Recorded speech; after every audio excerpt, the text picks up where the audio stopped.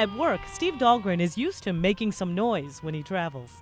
But when he's not working, his ride makes a different kind of impact. I didn't even make it 2 miles from the dealer before people started asking me questions.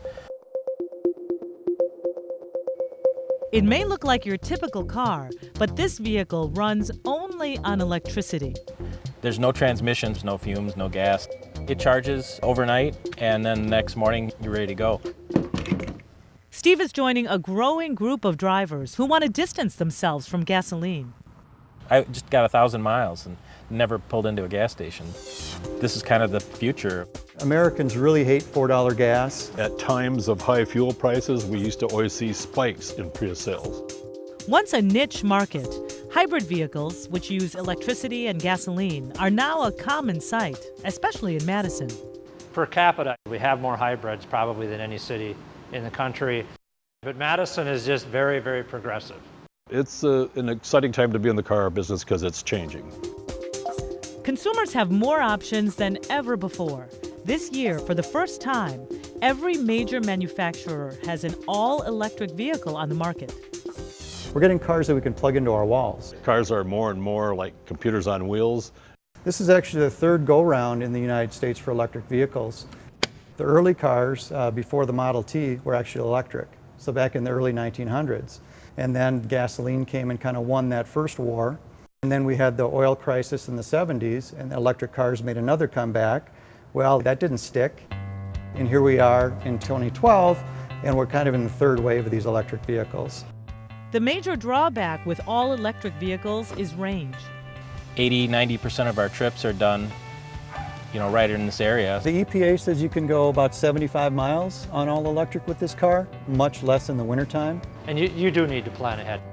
You're going to be waiting about 7 hours to charge it up. When the battery is empty, you're walking.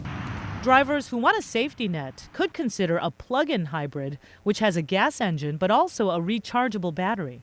Like this Chevy Volt has about 40 miles of electric range. After 40 miles, the gasoline engine kicks on, and you're able then to keep basically going without stopping and recharging the battery. Plug-in hybrids help solve that anxiety about range. And standard hybrids are more popular than ever. John Dolan says these days about 40% of the vehicles sold at Smart Motors are hybrid vehicles. And that's an ever-growing number. We have people from all over the state come here to buy them. We're very interested in how this is going to play out. After all, MG&E will be providing the fuel for these cars of the future.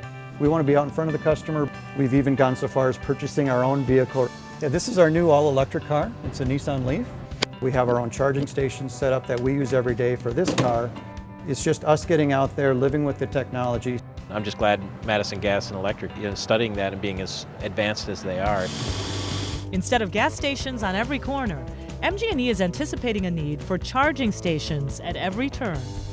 We currently have the greatest concentration of public charging stations in the state of Wisconsin, and we're also standing out nationally. With so many charging stations, it made it more attractive to owning one of these cars. This is a really cool thing for Electric Power Company because it represents a brand new way of doing things. By 2015, experts say there could be more than 100 types of alternative fuel vehicles on the road. After driving it for a while, it kind of seems like gas cars are sort of primitive now.